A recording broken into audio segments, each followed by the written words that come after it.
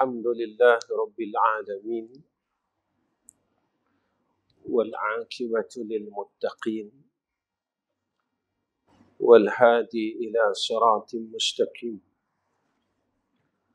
أشهد أن لا إله إلا الله وحده لا شريك له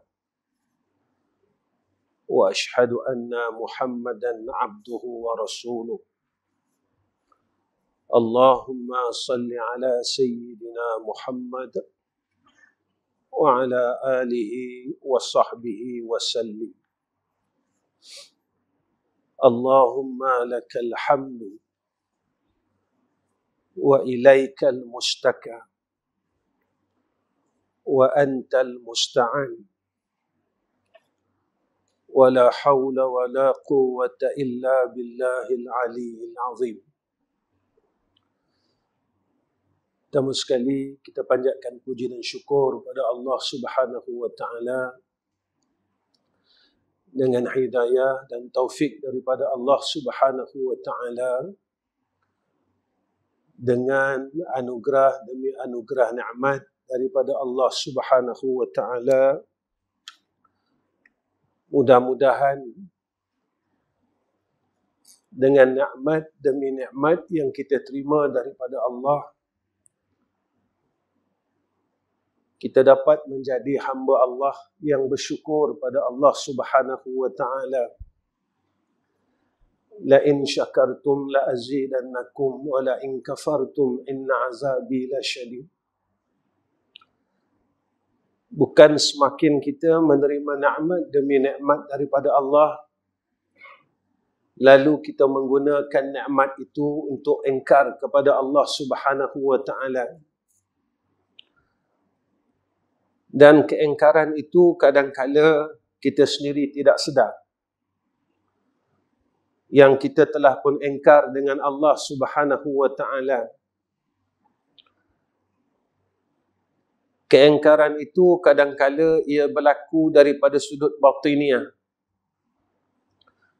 yang kita sendiri tidak sedar bahawa kita telah mula ingkar dengan Allah Subhanahu wa taala. Kalau kita lihat bahawasanya Iblis dulu dia juga sujud dengan Allah Subhanahu wa taala ribuan tahun. Iblis juga bertahmid dan bertasbih. Tetapi ada satu sifat di dalam dirinya, iaitu aba wastakbara, iaitu dengan sifat kesombongan yang besar kepada Allah Subhanahu wa taala, sehingga kan dia menidakkan akan perintah daripada Allah Subhanahu wa taala. Sebab itu kalam daripada Abi Yahya bin Abi Zakaria Al-Ansari menyatakan, aku heran seseorang melaksanakan satu kewajipan tetapi dalam satu masa ia meninggalkan satu kewajipan yang lain. Seseorang itu melaksanakan satu kewajipan tetapi dalam satu masa ia meninggalkan satu kewajipan yang lain. Salat itu wajib atas kita, tetapi menghilangkan kibir itu juga wajib atas kita. Salat itu wajib atas kita, tapi menghilangkan rasa hasad dan dengki itu juga wajib atas diri kita. Salat itu wajib atas kita, tetapi menghilangkan rasa mulia itu dalam diri adalah wajib atas diri kita. Sebab itu kadang-kala kita rasa telah menyelesaikan banyak perkara yang wajib, tetapi apabila kita melihat secara detail, banyak lagi perkara yang wajib belum kita laksanakan. Perintah-perintah Allah yang belum kita laksanakan, kerana adanya hablum minallah dan adanya hablum minan nas. Tuntutan perintah yang berhubung kait dengan Allah dan tuntutan perintah yang berhubung kait dengan manusia. Tuan-tuan yang dirahmati oleh Allah Subhanahu wa taala, pada malam ini tuan-tuan saya ingin membacakan kitab Nasaihul Ibad, iaitu pada nasihat yang pertama, apa yang disebutkan oleh Sayyidina Rasulina Muhammad sallallahu alaihi wasallam, haslatani la syai'a afdala minhuma, al-imanu billah wan naf'u lil muslimin. Ada dua perkara yang tidak satu pun mampu melebihi keutamaan, yakni beriman kepada Allah dan sangat bermanfaat bagi umat Islam. Dua perkara inilah tidak ada perkara yang melebihi dua perkara ini, kata Nabi sallallahu alaihi wasallam. Beriman dengan tahqiq, beriman dengan benar. Lalu kita bertanya kepada diri kita, dan kita kena tahu, apakah aku ini benar-benar beriman kepada Allah? Terlebih dahulu, kita kena tahu apa itu iman. Al-iman iqraru bil lisan wa tasdiqu bil qalbi wa amalu bil arkan. Iman ialah iqrar dengan lidah, iaitu mengucapkan dua kalimah syahadah, wa tasdiqu bil qalbi, dan membenarkan dengan hati, wa amalu bil arkani, dan beramal dengan sekalian anggotanya.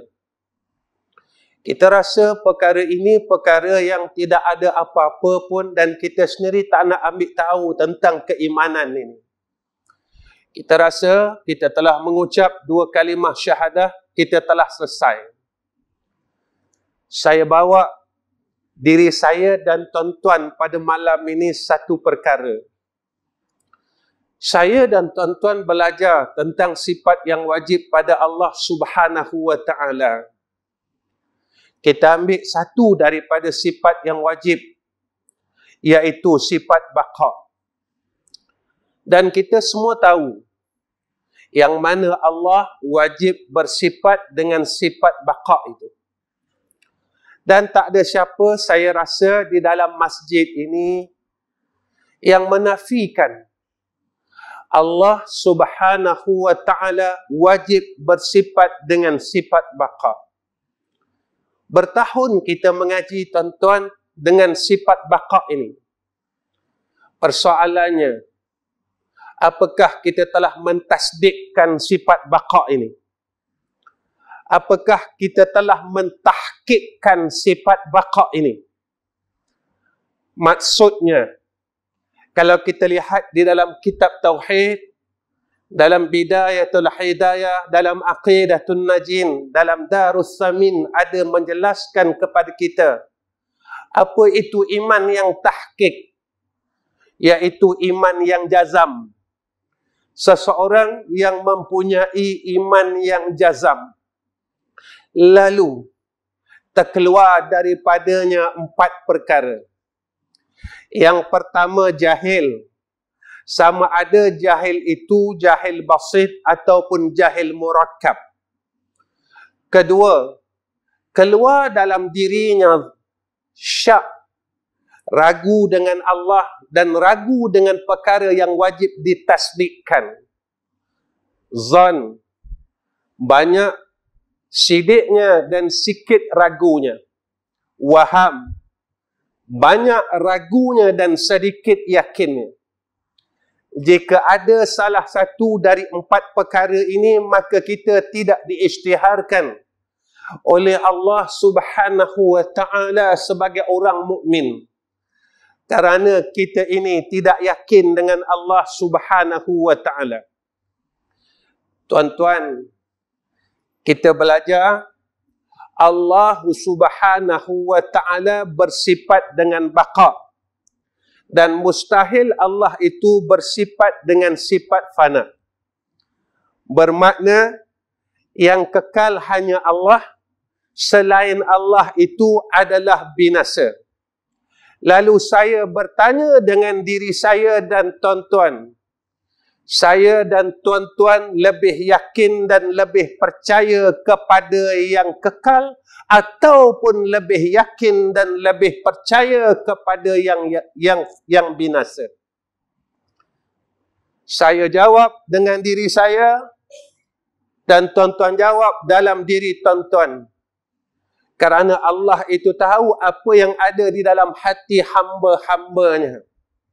Selama kita hidup sehingga saat ini, kita lebih yakin kepada yang baqa atau kita lebih yakin kepada yang binasa? Kita pegang yang baqa adalah Allah. Yang binasa itu selain Allah adalah fana dan binasa. Bermakna makhluk binasa. Bermakna harta binasa. Bermakna alam ini binasa. Bermakna pangkat itu binasa. Bermakna kemuliaan di sisi manusia itu binasa. Yang kekal adalah Allah Subhanahu wa ta'ala. Selama kita hidup sehingga hari ini, yang kita risaukan, yang maha kekal ataupun yang binasa? Tuan-tuan, jika kita tidak membenarkan akan sifat ini, bermakna kita tidak tasdik dengan Allah yang bersifat dengan sifat baqa. Selama kita hidup, kita lebih percaya dengan yang binasa atau kita lebih percaya kepada yang baqa? Selama masa kita hidup, kita lebih yakin kepada dunia ataupun kita lebih yakin kepada pencipta dunia? Saya bawa diri saya dan tuan-tuan. Jika dalam hidup kita kurang Allah, Allah telah mula hilang di dalam diri kita, apakah kita rasa gelisah dan kita rasa resah? Jika harta yang ada dalam simpanan kita kurang, apakah kita rasa resah dan kita rasa gelisah? Tuan-tuan, jawatan kita hilang, apakah kita rasa resah dan kita rasa gelisah? Pangkat kita hilang, apakah kita rasa resah dan kita rasa gelisah? Kerana pangkat yang hilang itu di dalam dunia adalah berupa pangkat yang fana. Tetapi pangkat daripada yang baqa, jika hilang di dalam diri kita dan telah hilang dalam diri kita, apakah kita resah dan kita gelisah? Di mana pangkat yang daripada Allah yang maha baqa, iaitu pangkat al-mu'min, pangkat al-muttaqin. Jika pangkat itu hilang dalam diri kita, resah tak tuan-tuan? Selama ini kita ragu dengan Allah, resah tak? Dan kita pernah tanya tak, yang aku telah mula ragu dengan Allah Subhanahu wa ta'ala? Kita tanya tak, selama ini aku mula tidak takut dengan Allah Subhanahu wa ta'ala? Ketakwaan aku mula diangkat sedikit demi sedikit oleh Allah. Kita resah tak tuan-tuan? Ini pangkat kita pada sisi Allah. Tuan-tuan, harta kita dicabut, hilang dalam dunia, kita resah dan kita mengeluh tuan-tuan. Kita mengeluh, kita mengadu dengan manusia. Saya telah hilang rumah, saya telah hilang semua apa yang ada dalam rumah. Harta kita hilang tuan-tuan. Tuan-tuan, kita resah tak amal saleh kita hilang? Itulah harta yang disebut oleh Rasulullah sallallahu alaihi wasallam. Bagaimana amal saleh kita hilang? Yang disebut oleh Rasulullah sallallahu alaihi wasallam. Tuan-tuan, beramal itu senang, tetapi memelihara amal itu susah. Siapa yang berani di dalam masjid ini mengatakan, Ustaz, saya daripada 1 Januari 2021 sehinggalah 31 Disember 2021, saya tak pernah kata orang dan saya tak pernah dengar keburukan orang. Tolonglah angkat tangan. Saya akan cium tangan tuan-tuan. Saya akan cium kaki tuan-tuan.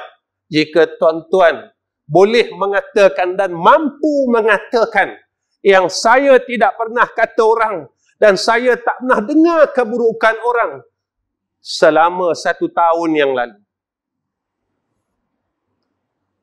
Tuan-tuan, Nabi cakap dalam hadis yang sahih, jika kamu buka aib orang, kamu dengar akan aib orang, maka seluruh amal soleh kamu dihilangkan oleh Allah Subhanahu wa ta'ala. Di mana kebanggaan kita kerana harta kita telah diangkat oleh Allah? Di mana kebanggaan kita kerana harta kita telah dihilangkan oleh Allah? Selama harta kita hilang pada sisi Allah, pernahkah kita ini menangis di hadapan Allah? Seperti mana kita menangis rumah kita hilang dan roboh. Kita menangis ketika rumah kita roboh, tuan-tuan. Menangis kita, aku nak duduk mana? Aku nak pergi mana? Ketika harta kita pada sisi Allah hilang, kita masih boleh ketawa di masjid-masjid. Kita boleh ketawa di market-market. Kita boleh ketawa lagi di kedai-kedai kopi. Kita boleh ketawa lagi di dalam rumah-rumah kita. Walhal harta kita telah hilang sedikit demi sedikit, sedikit demi sedikit pada sisi Allah Subhanahu wa ta'ala. Bagaimana yang kita mengatakan, aku percaya kepada yang maha baqa itu? Sebab itu ulama menyatakan kepada kita awaludin ma'rifatullah. Awal agama itu mengenal Allah. Ketika kita mula mengenal Allah, bukan sekadar kita tahu, tetapi kita kena percaya apa yang kita tahu. Bukan sekadar kita tahu, kita kena membenarkan apa yang kita tahu. Iblis, tuan-tuan, dia tahu, tetapi dia tidak membenarkan apa yang dia tahu itu adalah perintah daripada Allah.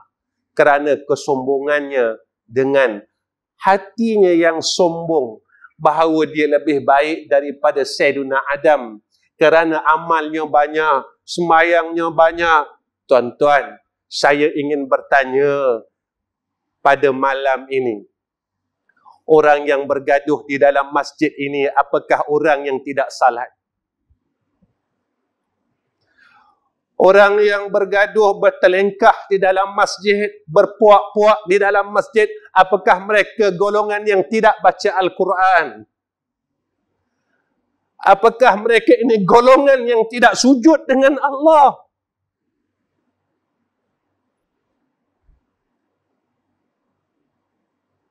Tuan-tuan, kita nak bangga apa dengan diri kita? Kerana kita tidak mampu lagi mentasdikkan akan Allah Subhanahu wa ta'ala. Sebab itu setiap minggu kita diingatkan oleh Allah. Innamal mu'minuna alladhina idza dzukkiru biha kharru sujada wa sabbahu bihamdi rabbihim. Ingat pada ayat yang hujung. Wahum la yastakbirun. Golongan yang boleh tunduk dengan Allah. Kharru sujada.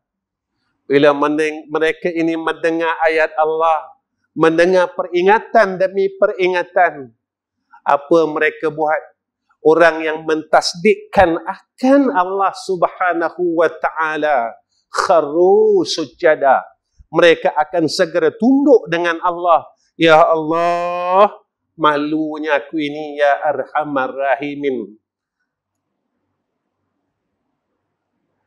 Tuan-tuan, hari-hari minta rezeki dengan Allah, minta sehat, minta itu, minta ini.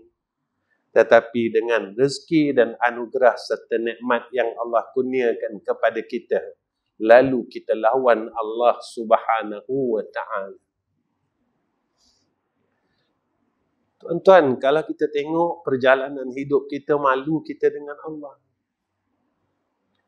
Kita lawan Allah dengan nikmat yang Allah bagi, tuan-tuan. Apa yang ada pada kita bukan kita punya hakikatnya dan asalnya. Tuan-tuan, kita ada harta selama ini. Siapa yang kurniakan kepada kita? Dan siapa yang bagi? Lalu dengan harta yang ada pada kita, kita lawan Allah. Kita sombong dengan duit yang ada pada kita, pangkat, kekayaan, ilmu yang ada pada kita. Lalu kita lawan Allah. Kita rasa sombong, tuan-tuan, dengan makhluk Allah. Sehingga Rasulullah mengingatkan kepada kita, haram orang yang ada dalam hatinya sombong itu untuk masuk dalam jannah Allah Subhanahu wa ta'ala. Saya tak sombong dengan harta, tapi kita mula sombong dengan ilmu yang ada pada kita. Saya tak sombong dengan harta, Ustaz, sebab saya orang miskin. Tapi kita sombong dengan pangkat yang kecil yang ada pada kita. Saya tak ada pangkat, Ustaz. Tapi kita sombong dengan umur tua kita. Sehingga kita apabila menerima teguran daripada orang yang lebih muda daripada kita, kita menidakkan teguran itu. Kita kata, aku lebih tua daripada kamu.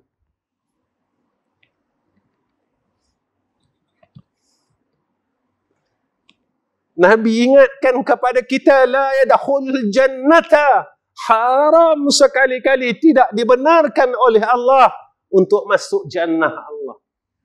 Yang mana dalam hatinya, kata Nabi sallallahu alaihi wasallam, ada sebesar zarrah daripadanya sifat kibir.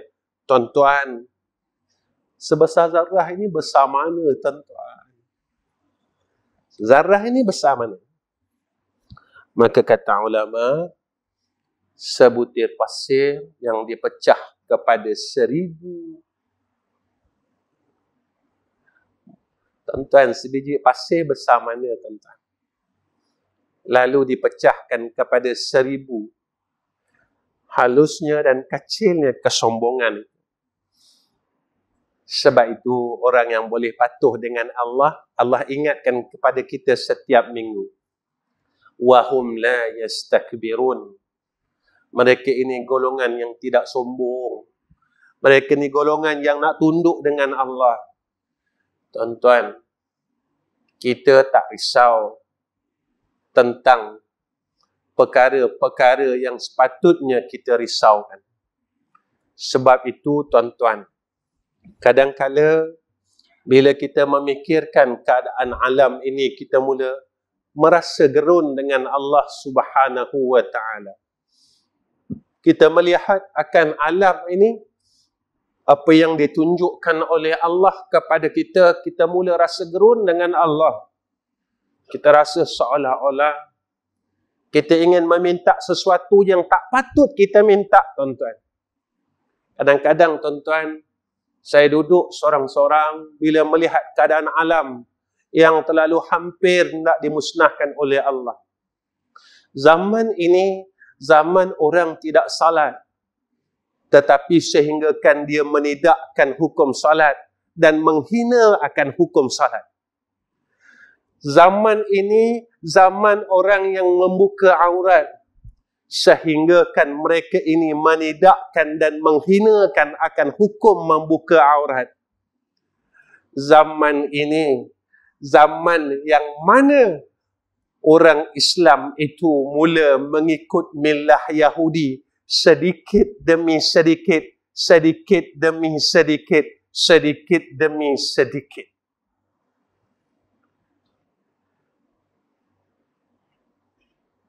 Dan zaman inilah yang disebut oleh Rasulullah sallallahu alaihi wasallam, kita tidak tahu dah yang mana baik dan yang mana tidak baik.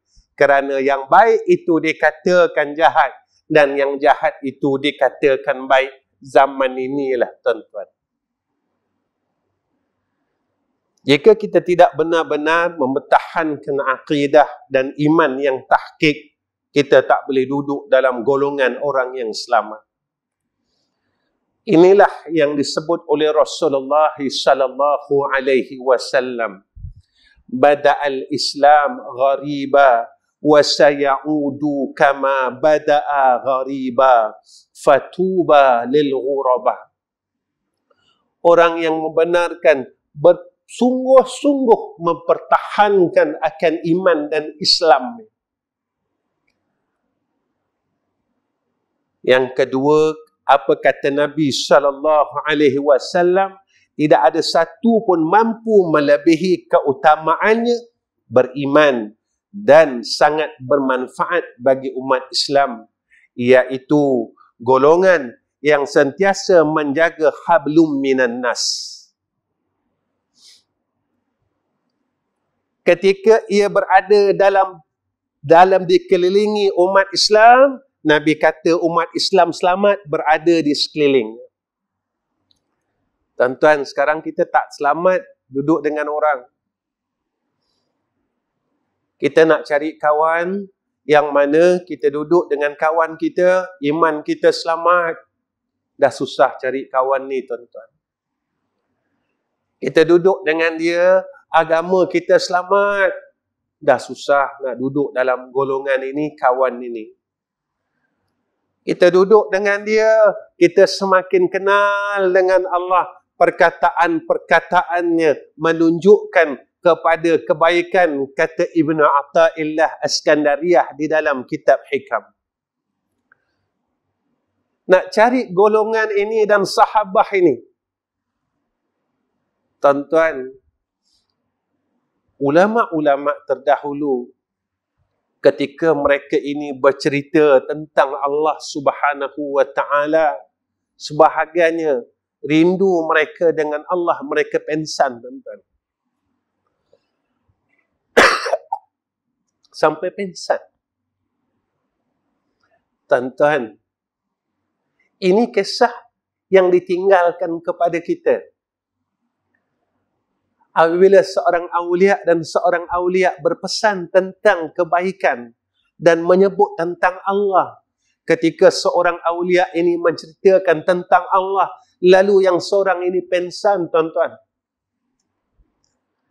Apabila ia sedar ditanya, wahai sahabahku, kenapa engkau pensan? Lalu ia mengatakan, kerana aku terlalu rindu dengan Allah Subhanahu wa ta'ala.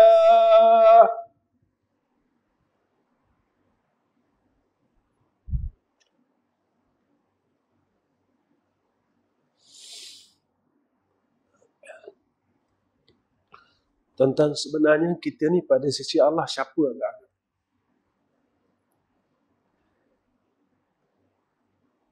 Bagaimana perasaan kita dengan Allah Subhanahu wa ta'ala selama ni? Banyak mana rasa kerinduan kita dengan Allah Subhanahu wa ta'ala yang bagi kita makan daripada kecil sampai sekarang. Betapa besarnya rasa ingin kita sangat nak bertemu dengan Allah Subhanahu wa ta'ala yang sangat-sangat buat baik dengan kita, tuan-tuan.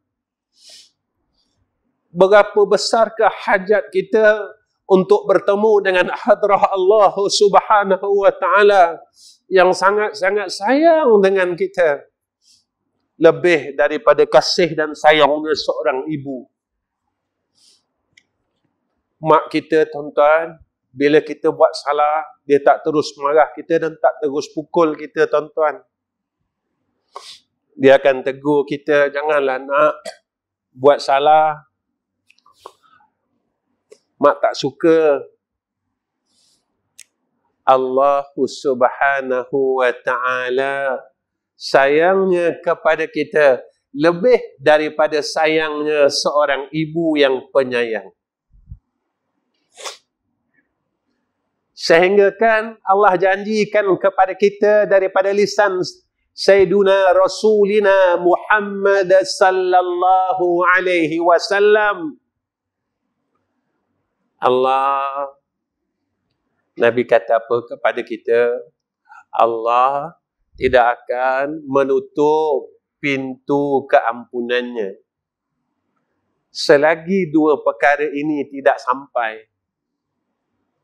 Satu, apa kata Nabi sallallahu alaihi wasallam, iaitu sebelum nyawa sampai di kerongkong, Allah tak tutup pintu taubat.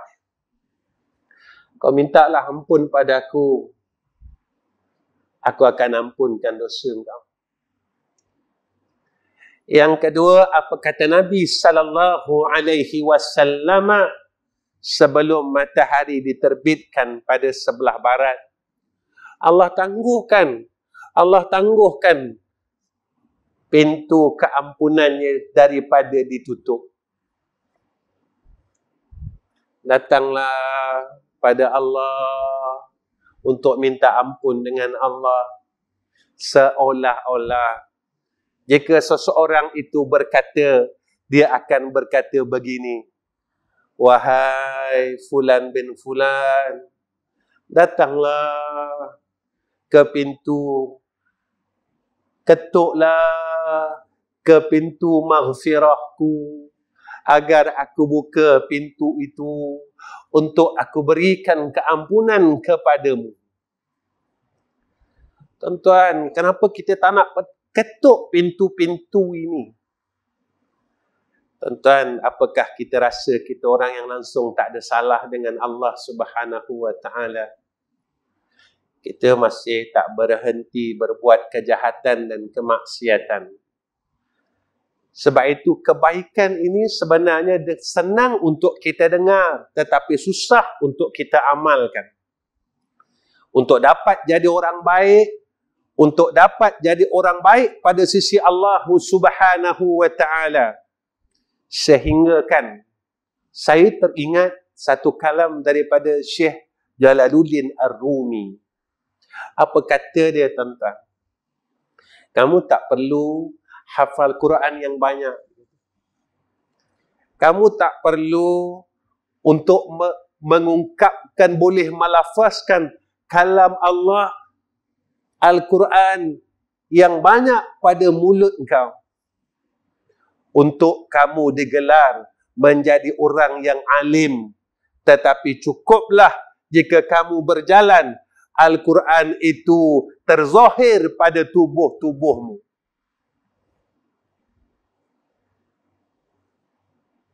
Tuan-tuan, zaman ini zaman yang Nabi sebutkan, yang mana akan sampai satu zaman Al-Quran itu berada di kerongkong-kerongkong manusia. Kita cuma boleh cakap Quran, tuan-tuan. Tapi kita yakin tak dengan apa yang kita cakap? Seumpama kita sebut satu ayat.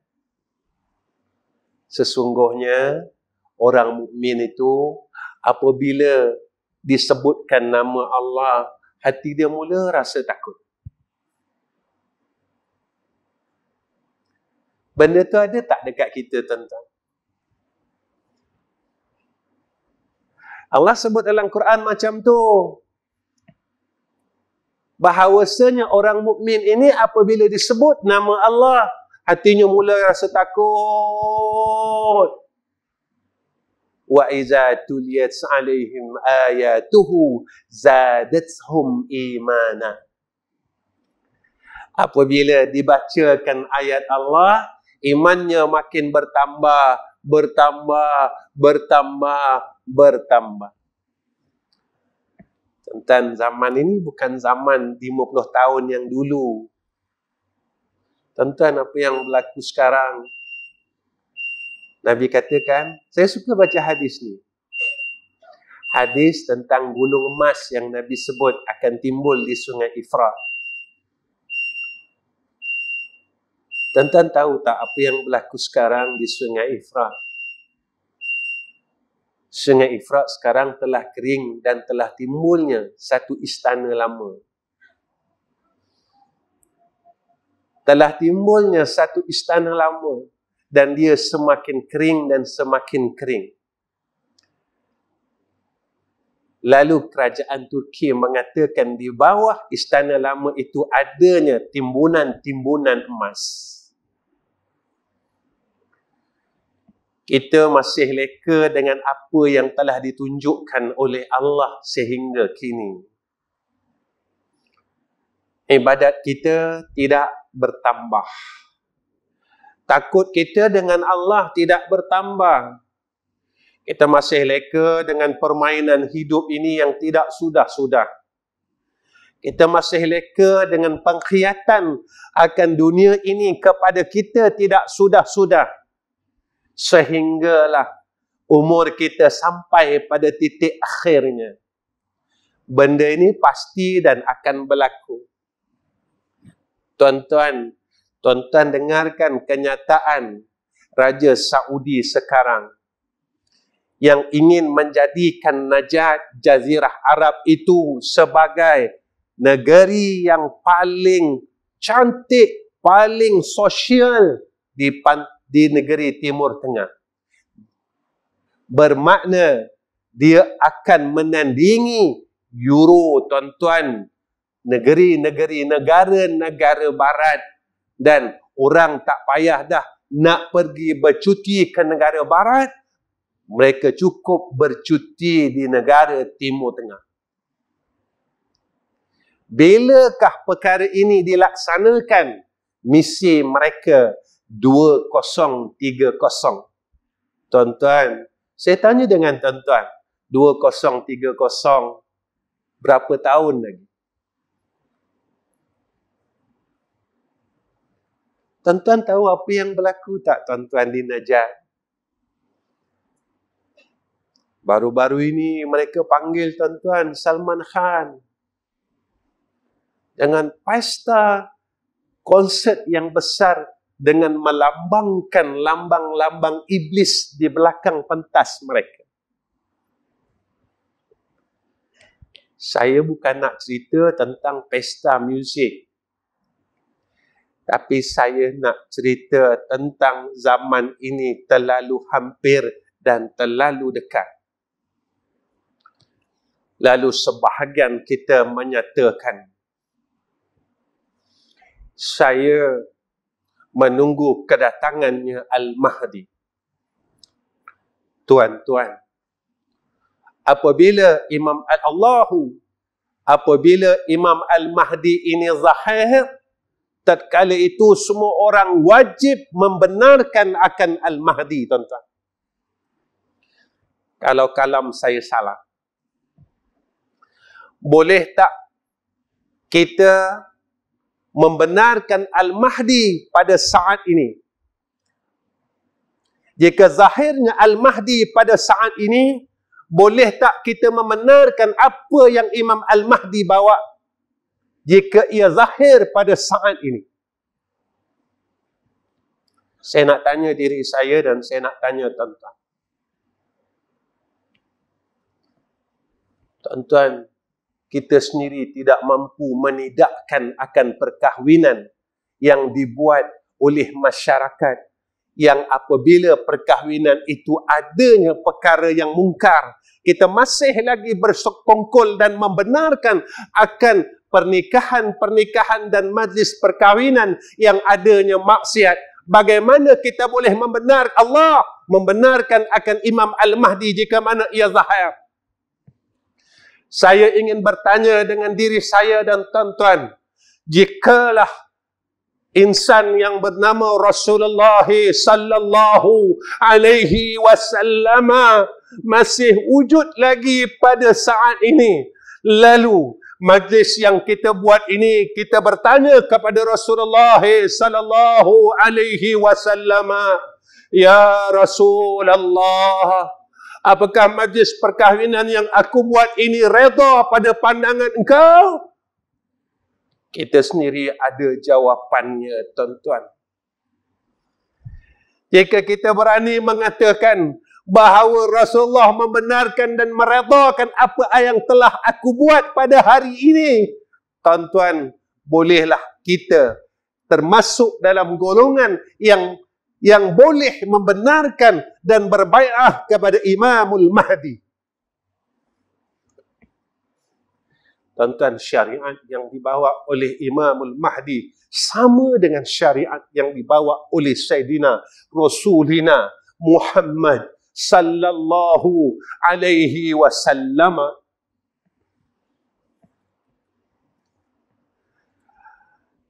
Perintah daripada Allah, udkhulu fis silmi kafah, masuklah ke dalam Islam itu keseluruhannya.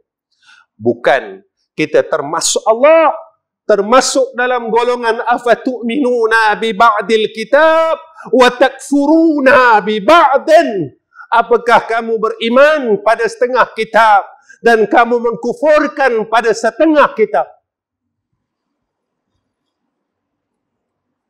Tuan-tuan, beranikah kita mengatakan bahawasanya apa yang kita buat ini diredai oleh Rasulullah sallallahu alaihi wasallam? Jika tuan-tuan mengatakan Allah dan berani mengatakan bahawa apa yang kita buat itu di dalam keredaan Rasulullah sallallahu alaihi wasallam, tafaddal mashkura.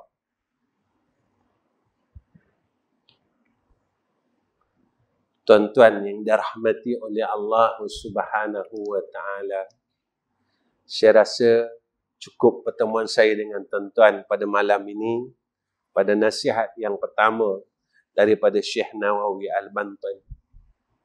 InsyaAllah, mudah-mudahan Allah rahmati kita dan Allah meredai kita. Tuan-tuan, saya minta maaf dengan tuan-tuan atas perilaku saya yang tidak baik di dalam majlis ini, atas tindakan saya yang tidak wajar dalam majlis ini. Tetapi apabila kita melihat, saya sendiri mengaku kelemahan saya, tuan-tuan. Kelemahan demi kelemahan yang ada dalam diri saya sendiri, yang seharusnya kita perlu lagi belajar dan terus belajar bagaimana kita ingin mendekatkan diri pada Allah Subhanahu wa taala, apakah jalannya sekalipun. Kerana tuan-tuan, kita tak mahu besok kita berada di hadapan Allah walhal kita dalam keadaan yang muflis. Kita rasa kita hebat dan kita bagus, tetapi kita muflis pada sisi Allah Subhanahu wa taala. Kita rasa kita ini orang hebat dan orang bagus, tetapi pada sisi Allah kita orang yang paling dihinakan oleh Allah Subhanahu wa taala. Na'udzubillahi min zalik. Tuan-tuan, saya teringat kalam Syekh saya. Kalau kita nak tahu bagaimana hubungan kita dengan Allah, kata Syekh saya, tuan-tuan, malam-malam, tatkala waktu sahur, dia kata, 2/3 malam, kita duduklah menghadap kiblat, lalu kita memanggil Allah. Jika kita tak rasa apa-apa, tuan-tuan, begitulah jauhnya kita dengan Allah Subhanahu wa taala. Tetapi tatkala kita mula panggil Allah, kita panggil nama Allah, kita rasa kita terlalu hampir dengan Allah Subhanahu wa taala. Begitulah kita menyukat antara kita dengan Allah Subhanahu wa taala, hubungan kita dengan Allah. Tetapi saat kita mula melupakan Allah Subhanahu wa taala, saya teringat kalam almarhum Syekh Ramadan Al-Buti. Dia kata, cukuplah Allah mengajar kita di dalam Fatihah 2 kalimat yang tidak dipandang oleh manusia, iaitu iyyaka na'budu wa iyyaka nasta'in. Maka di sini kata Syekh Ramadan Al-Buti, iyyaka na'budu, iaitu menunjukkan tentang keazaman, keteguhan seorang hamba untuk hampir dengan Allah. Tetapi ingat, azam, kesungguhan kita, keteguhan kita untuk hampir kepada Allah tidak akan mungkin berlaku jika mana kita tidak ada pertolongan daripada Allah Subhanahu wa ta'ala. Wa iyyaka nasta'in. Dan jangan kita lupa tentang kalimah yang selalu kita ucap, la haula wala quwwata illa billahil aliyyil azim. Kita rasa kita ada ilmu, kita boleh buat benda baik. Betul ke tuan-tuan? Selama ni kita ada ilmu, kita tahu semayang tahajud itu bagus. Bolehkah kita istiqamah bangun semayang tahajud, tuan-tuan? Kita rasa sebab aku tahulah aku boleh buat. Kalau tahu senang aku boleh buat. Betul ke? Betulkah kita tahu kita boleh buat? Tuan-tuan, betul ke kita ada harta, kita boleh tolong agama Allah? Jika kita ditanya, sebanyak mana harta kamu yang telah aku kurniakan kepada kamu, dan sebanyak mana pula engkau kembalikan kepada Allah dan Rasul? Atau kita gunakan untuk makan, minum, berjalan, kita tidak pulangkan balik kepada Allah. Mujurlah tuan-tuan, alhamdulillah, terima kasih ya Allah kerana ada hukumnya zakat fitrah. Ada juga masa untuk aku balikkan dan aku kembalikan hartaku itu kepadamu ya Arhamar Rahimin. Jika tidak ada hukum zakat, tidak ada hukum sedekah, nescaya kita tidak akan kembalikan harta kita kepada Allah. Masya Allah. Tuan-tuan, ingat, besok kalau kita mati tak ada bawa apa-apa pun, tuan-tuan. Tak ada satu pun. Ustaz orang tak panggil, tuan-tuan. Imam orang tak panggil, tuan-tuan. Cikgu orang tak panggil, tuan-tuan. Datuk orang tak panggil, tuan-tuan.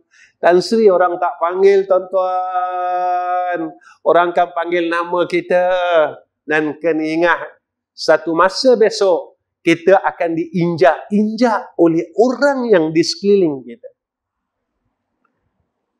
Selepas orang masukkan tubuh kita dalam liang lahat, orang kambus tanah kita. Lalu orang cakap apa? Pijak, bagi padat. Pijak lagi, pijak lagi, pijak lagi, pijak lagi. Tuan-tuan, saya nak tanya tuan-tuan. Kenapa mandi mayat orang kata jangan gosok kuat-kuat? Saya nak tanya tuan-tuan. Saya nak tanya tuan-tuan. Kalau kita mandi mayat, kan? Kenapa janganlah gosok badan mayat kuat-kuat? Jangan. Kita cakap apa, tuan-tuan? Saya nak tanya tuan-tuan. Kita kata apa? Mayat sah? Jangan gosok kuat-kuat, sakit. Nanti mayat sakit. Nanti mayat sakit. Tuan-tuan, masa orang pijak kita tak sakit ke, tuan-tuan? Ni orang letak ni dalam liang kan? Orang pijak kita. Kita dihimpap dengan tanah. Ketika itu kita dihimpap dengan tanah, kita dibalut badan kita, kita tak boleh buat apa-apa dah, tuan-tuan. Kat sini kena ikat dan kat bawah kena ikat, tengah kena ikat. Tangan kita terus berpeluk, tuan-tuan. Orang pun pijak dan terus pijak. Tuan-tuan, masa tu kita cakap, sakitnya ya Allah. Sakit. Dan tak ada siapa pun yang dengar waktu itu. Orang terus pijak, tuan-tuan, orang terus pijak, orang terus pijak, orang terus pijak gitu. Dah orang pijak kita, tuan-tuan, dia tinggalkan kita seorang-seorang dalam liang lahat. Dia cakap apa? Dah selesai, baliklah. Orang tinggal yang kita tinggal. Orang pun pergi seorang-seorang tinggalkan kita. Masa engkau hidup, masa engkau atas bumi, engkau sombong. Bila diingatkan dengan kebaikan, kau tak percaya. Bila diingat dengan kebaikan, kau lawan. Bila dia bagi tahu tentang syurga, tentang neraka, engkau engkar. Bila diberitahu tentang siksa kubur, kau tak rasa apa-apa pun. Sampai saat hari ini, itulah yang diingatkan oleh Allah dalam surah Sajadah. Betul tak tuan-tuan? Dia tanya dengan imam. Imam selalu baca setiap minggu. Walau tara idhil mujrimuna nakisu ru'usihim inda rabbihim rabbana absarna wa sami'na. Kan ayat ujung kita cakap apa? Farji'na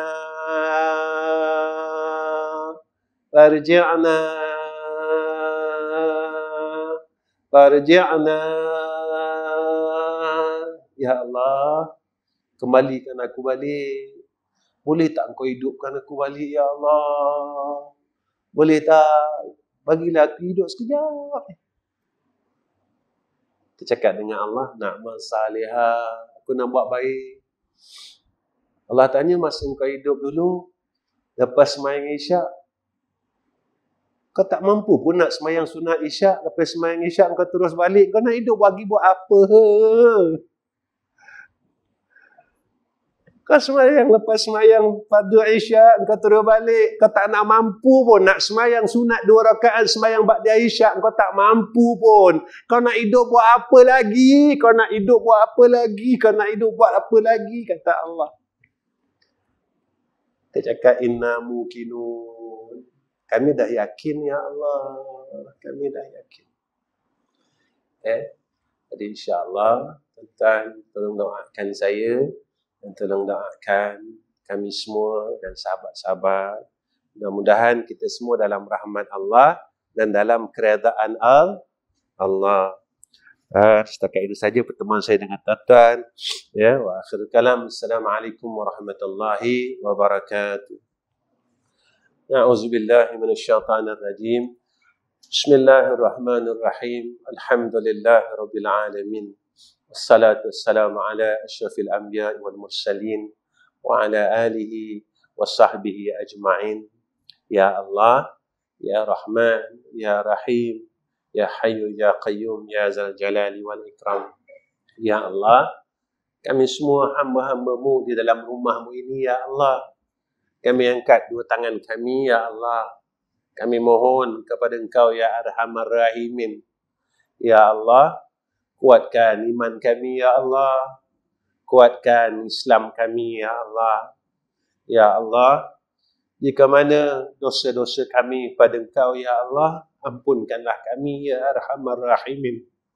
Ya Allah, setiap kesalahan kami, silap kami dengan Engkau, Ya Allah, maafkanlah kami, Ya Allah. Ya Allah, kami minta maaf, Ya Allah. Kami minta maaf, Ya Allah. Kami minta maaf, Ya Allah.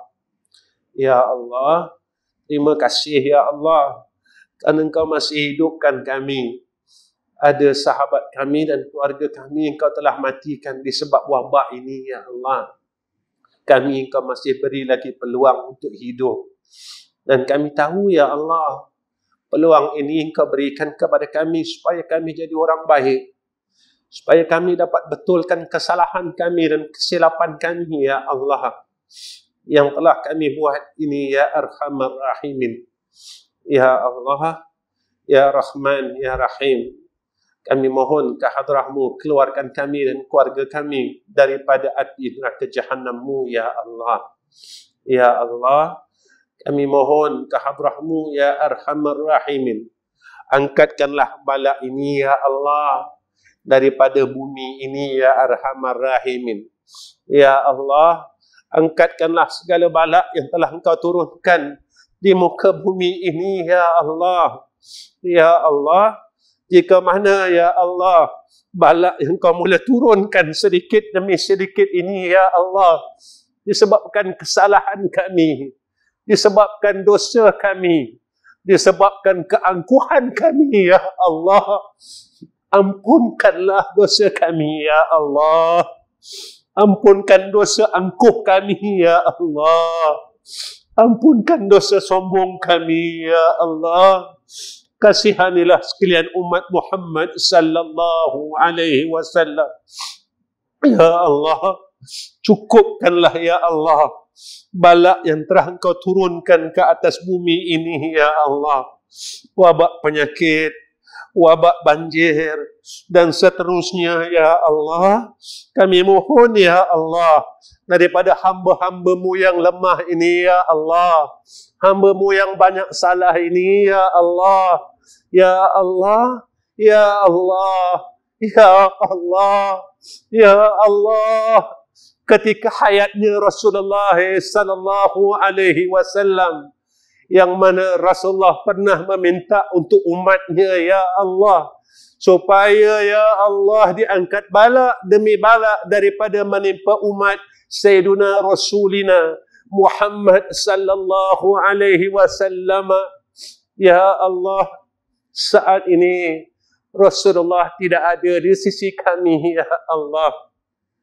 Kami sebagai umat Sayyiduna Rasulina Muhammad sallallahu alaihi wasallam, kami minta ya Allah untuk saudara-saudara kami seagama, saudara seislam kami ya Allah, mudah-mudahan apa yang kami minta pada malam ini Engkau dengar ya Allah. Apa yang kami mohon pada malam ini Kau mustajab ya Allah. Walaupun kami ini hamba yang Kau marah dan Kau benci ya Arhamar Rahimin, tetapi kami tidak ada tempat lain untuk kami meminta hanya pada Engkau ya Arhamar Rahimin. Ya Mujibas Sa'ilin, Ya Mujibas Sa'ilin, Ya Mujibas Sa'ilin, Ya Arhamar Rahimin. Wassallallahu ala Sayyidina Muhammad wa ala alihi wa sahbihi wa baraka wa sallama. Walhamdulillahi Rabbil Alamin.